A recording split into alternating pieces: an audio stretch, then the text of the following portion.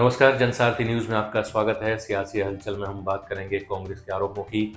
पूर्व केंद्रीय राज्य मंत्री और कांग्रेस पार्टी के बड़े नेता प्रदीप जैन ने ग्वालियर पहुंचकर भाजपा सरकार पर परिवहन चेक पोस्ट को अवैध वसूली का अड्डा बनाने के आरोप लगाते हुए कहा कि भाजपा सरकार के इशारे पर रोजाना यहां लाखों रुपए की अवैध वसूली कर सीएम हाउस तक इसका कमीशन पहुंचाया जाता है। प्रदीप जैन ने कहा कि ग्वालियर चंबल में इस बार कांग्रेस 30 से 34 सीट जीतने जा रही है। इस बार कांग्रेस नहीं बल्कि जनता कांग्रेस की ओर से चुनाव लड़ रही है। 2023 में मैं समझता हूं कि सर्वाधिक सीटें चंबल संभाग से मिलेंगी। अगर 34 सीटों में 34 सीटों का सीधे हम लड़ाई में हैं। हो सकता है कि एक दो सीटें हम किसी दूसरे दल को दें, लेकिन हमने स्वयं भी जाके दिया। अभी यहाँ तक कि हम हेमंत कटारे के नामांकन में गए थे, 10,000 से ज़्यादा लोग वहाँ पर स्वतः अपने साधनों से आए थे। वो सीट पहले कभी हम लोगों ने हारी थी, तो मुझे हर सीट पे अभी ग्वालियर की जितनी सीटें हैं आपको एक ऐतिहासिक जीत दिखाई देगी। और ये चुनाव जनता लड़ रही, ग्वालियर की जनता लड़ रही बदलाव के लिए।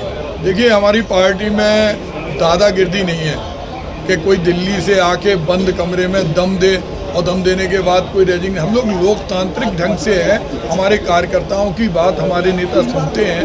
उन्होंने कोई बातें कही, उसके मूल्यांकन के लिए टीमें भेजी और टीमें भेजने के बाद जो सर्वोत्कृष्ट निर्णय था उसके आधार पर हम लोगों ने टिकट परिवर्तित की। देखिए, मामा टैक्स मध्य प्रदेश के अंदर सर्वाधिक रूप से लिया जा रहा, जिससे विधायक खरीदे जाते, कैंडिडेटों को जो भी करते हो बंटवारा होता है, वसूली।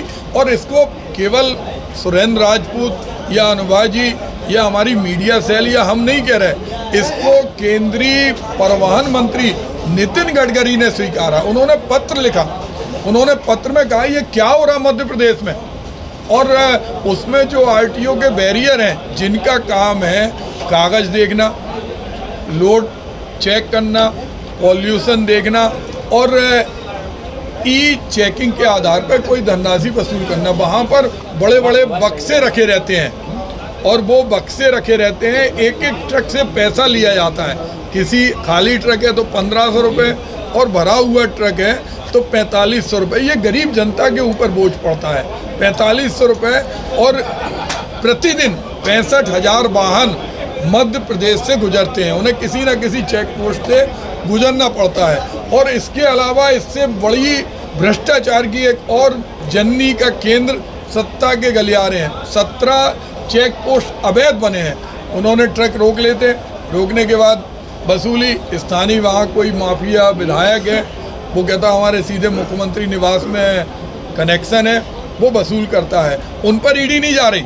अगर किसी भी आरटीओ के चेक पोस्ट को, मैं सम्मानित पत्रकार भाइयों से कहना चाहता हूँ, किसी भी चेक पोस्ट पे आप चले आए, एक एक चेक पोस्ट पे 50 लाख से 1 करोड़ रुपए एक जगह जाता है और जाने के बाद वो सीधा मुख्य जगह जाता है।